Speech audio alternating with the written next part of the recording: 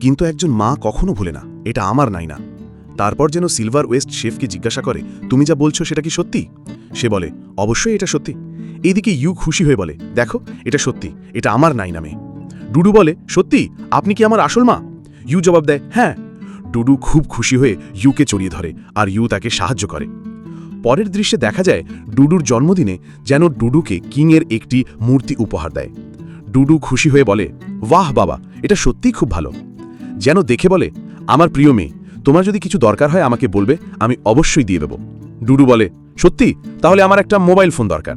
যেন বলে, ঠিক আছে, পরে অবশ্যই দিয়ে দেব। তখন ইউ এসে ডুডুকে বলে, নাইনা মা, তোমার জন্য অনেক চকলেট আর পোশাক এনেছি। ডুডু খুশি হয়ে বলে, ভাও মা, এটা আমার খুব ভালো লাগলো।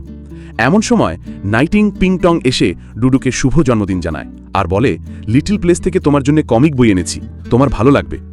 ডুডু বলে, হ্যাঁ, আমার খুব ভালো লাগলো, ধন্যবাদ ভাই।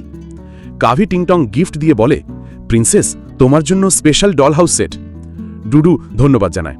কাভি যখন গান গাইতে থাকে তখন রেনমা বলে, আজ ডুডুর জন্মদিন, তুমি এখন আসছো আর কোনো উপহারও নিয়ে এসো না? সে বলে, এটাই আমার উপহার, আমি ওকে বাড়ি থেকে বের করে দিইনি। আর বলে, বৌদির কথা মনে করে আমি ওর সাথে কোনো কিছুই করিনি। সম্পূর্ণ ড্রামার এক্সপ্লেন দেখতে চ্যানেলের বায়োতে ইউটিউবের লিংক দেওয়া আছে।